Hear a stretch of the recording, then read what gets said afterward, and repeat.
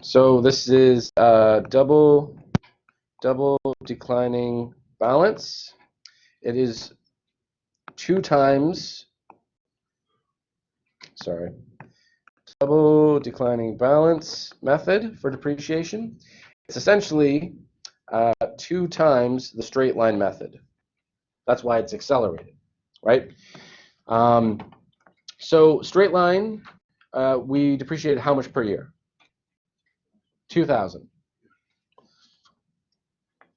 What is 2,000 divided by 10,000?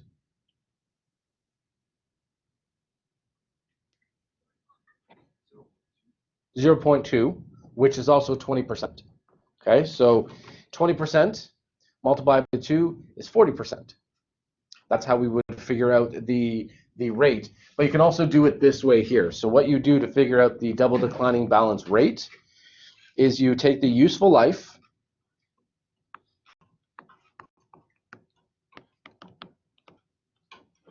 forget that. You take 100% and divide it by the useful life in years. So in this case, it would be 100% divided by what? How many years? 5. Which gives us what? 20%. 20.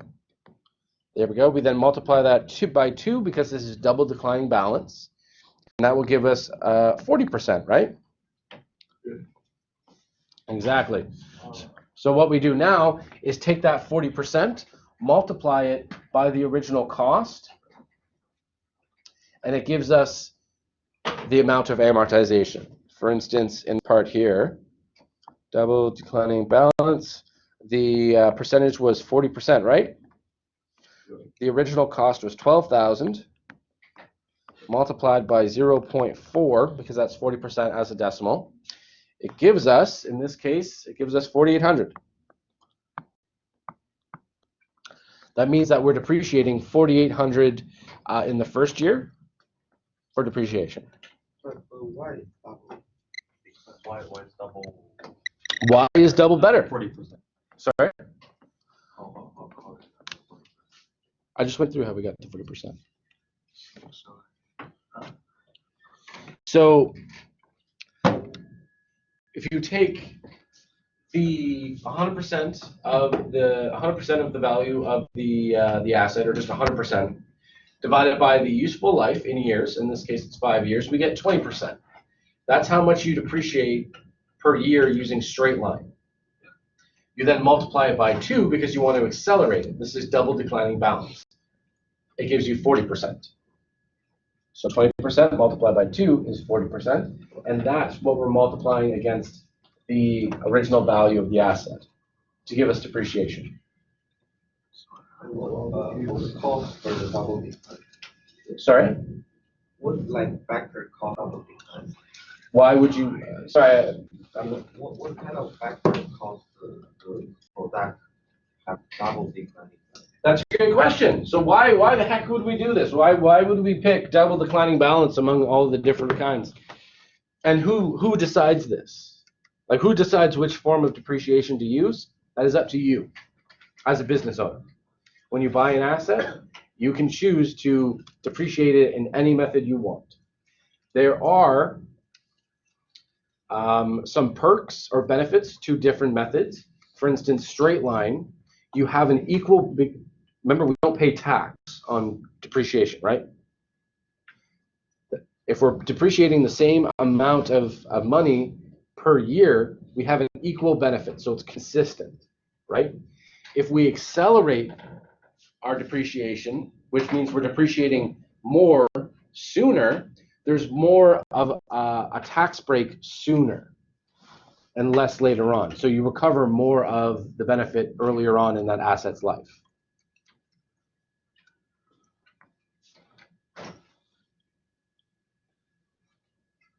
So, okay. So as a business owner, you decide that. But now, like say with class, and we say we're doing an assignment for the exercise, Yeah. it would stay.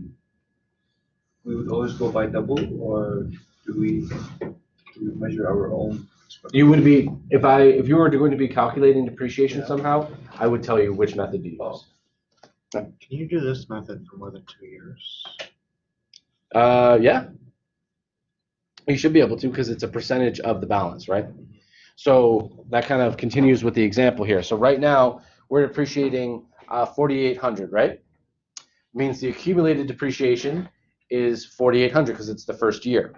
So if we take 4,800, or sorry, we take the original value, which was 12,000, minus the accumulated depreciation of 4,800, we are left with a book value of 7,200.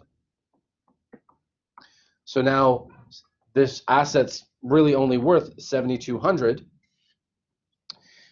The next year's depreciation is 7,200 multiplied by 0.4. And that gives us the depreciation for the next year. But for the two ways, which way would like more accurate? There's no one way that's better than the other. It's what you decide is best. It doesn't no one method is more accurate than the other. Why is there 7680? Sorry? Because this is the amount of, so this is year 2, this is year 1, right? This is how much we're depreciating. This is our accumulated depreciation, and this is the balance of our asset after this is the book value of our asset after year 1, right? We're calculate in year 2 the new amount of depreciation based on that balance. So can someone take in their calculator take 7,200 or 7,200 and multiply it by 0.4? What do you get? 2880, which is the amount of depreciation for year 2. So 2880. So 4,800 for year 1, 2,800 roughly for year 2. Now at the end of year 2, how much is the total accumulated depreciation for this asset? And what is that? How did you calculate that? By adding the year 1, year 2. Exactly. Accumulated, just a fancy word for saying the total. Total depreciation up until this point would be the depreciation from year 1 and year 2 added together. Which means also that, again, this is come on, double declining balance. At the beginning of year 3,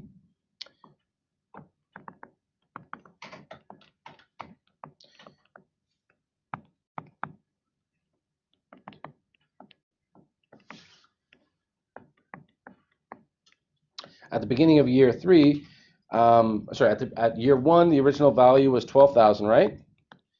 The accumulated depreciation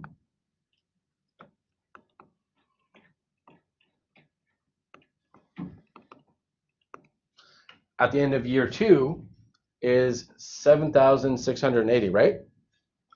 So 12,000 minus 7,680, the book value, or sorry, the book value is then 12,000 minus 7,680. In this case, it's $4,320.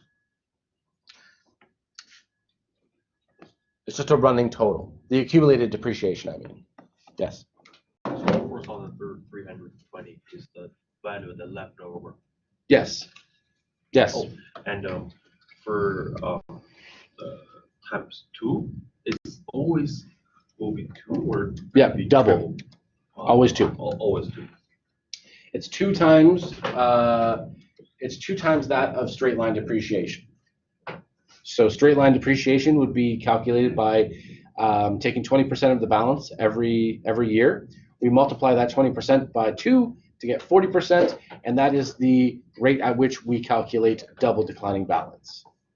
Yes. Sorry, and also for the 100% is the like value rate. Yeah. Right. So it will be always 100%. Always be 100%, correct. So only the number will change is the year we use. Yes. Absolutely.